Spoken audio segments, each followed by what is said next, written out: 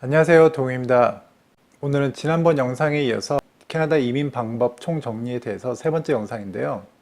오늘 영상에서는 많은 분들이 궁금해하는 것 중에 하나인 캐나다 이민을 할 때 고용주 스폰을 반드시 받아야 되느냐? 그런 것에 대한 이야기를 해보도록 할게요.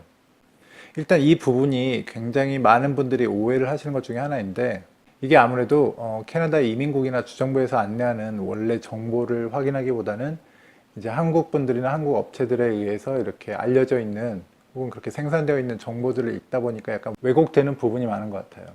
일단 스폰을 받아서 온다는 얘기는 약간 고용주가 저 사람의 영주권을 전제 조건으로 무언가를 이제 도움을 준다거나 약간 보증을 쓰는 개념으로 해서 데려오는 거죠.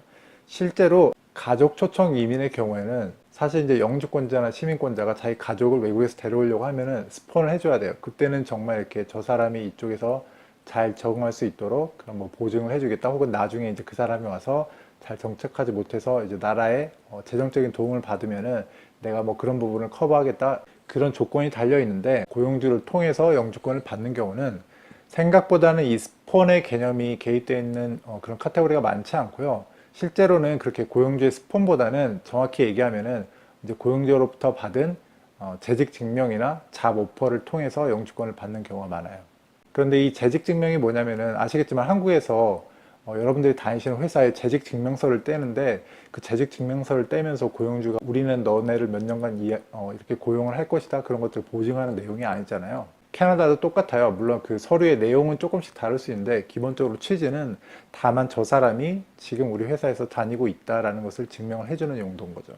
그런데 많은 이민 카테고리들이 실제로 이렇게 정확히 읽어보시면은 레퍼런스 레터나 혹은 proof of employment라 그래서 말 그대로 재직 증명을 떼오는 건데, 이 레퍼런스 레터라 그래서 이제 한국 분들이 이런 게 익숙치 않으시니까 이렇게 가끔 오해를 하시는데, 정말 방금 말씀드린 것처럼 그냥 재직을 증명을 하는 서류인 거죠. 그렇기 때문에 뭐 고용주에게 이렇게 뭐 뭔가 부탁을 해야 된다거나 혹은 고용주가 되게 부담이 되는 서류이거나 그런 게 아니죠. 상식적으로 일반적인 회사라면 재직 증명을 이렇게 큰 부담 없이 이렇게 떼줄 수 있는 서류인 거죠. 그리고 잡 오퍼를 제출해야 되는 그런 이민 카테고리도 있는데, 이 잡 오퍼도 엄밀히 따지면은 현재 일하고 있는 사람이 잡 오퍼를 받아서 영주권 신청을 해야 될 때는 그 잡 오퍼가 지금 이 사람이 일하고 있는 이 현재의 직업이 처음에 이렇게 오퍼가 갔을 때 이런 조건으로 갔다, 이것도 결국엔 재직증명이랑 비슷한 것처럼 어떻게 보면 잡 오퍼 증명, 그렇게 비슷한 거라고 보시면 돼요. 제가 했던 BC PMP에 스킬드 카테고리가 있는데, 제가 고용주로부터 받았던 서류가 딱 그런 거였거든요. 제가 현재 일하고 있는 것을 증명하는 서류도 있었지만, 제가 처음에 여기서 일하게 됐을 때 어떤 조건의 오퍼를 받았는지 그 잡 오퍼를 떼는 서류도 있었거든요. 그래서 그런 것들을 이렇게 제출을 했고, 방금 말씀드린 잡 오퍼라는 것도 제가 이민 방법 총정리 첫 번째 영상에서 말씀을 드렸었는데, 캐나다에서는 일반적으로 여러분들이 새로운 회사를 구해서 일을 할 때는 보통 의뢰 고용주들이 우리는 너를 이런 조건으로 고용을 하고 싶다라고 내주는 것이 잡 오퍼이기 때문에, 이게 뭐 특별한 그런 레터가 아니라요, 일반적인 고용 관계라면 캐나다에서는 흔하게 있는 그런 서류 중에 하나예요. 그렇기 때문에 그런 잡 오퍼를 받는 것 자체가 이렇게 뭐 고용주에게 큰 부담이 되거나 뭐 그런 것이 아닌 거죠. 그리고 반대로 여러분도 이렇게 고용주에게 굉장히 이렇게 아쉬운 입장에서 뭔가 부탁해야 된다거나 그런 것이 아니고요. 그리고 이제 캐나다에 고용이 되기 전이나 혹은 영주권 신청 전에 일하지 않은 상태에서 잡 오퍼를 받아서 내는 경우도 있거든요. 근데 이제 그 잡 오퍼는 제가 첫 번째 영상에서 말씀을 드렸던 게, 보통은 그 자체만으로는 바로 영주권 신청을 충족시키는 경우는 잘 없고, 일반적으로는 정부로부터 추가적인 서류를 받아야 되는데, 이게 LMIA라고 해서 노동영향평가라는 서류인데요. 이게 쉽게 이야기하자면 고용주가 내국인을 정말 뽑으려고 했는데 정 없어서 외국인을 뽑겠다라고 정부에게 받는 서류예요. 그리고 이 LMI라는 서류가 있는 취지 자체가, 만약에 이 서류가 없이 고용주들이 외국인을 마음대로 뽑을 수 있게 되면 아무래도 내국인을 제쳐두고 외국인을 뽑는 꼴이 되니까 내국인의 그 고용 시장에 악영향을 끼칠 수 있는 거잖아요. 그래서 그런 악영향을 방지하기 위해서 있는 게 LMI인 거죠. 그래서 이것도 정확히 따지고 보면은 고용주가 아쉬워서 이렇게 내어주는 서류인 거죠.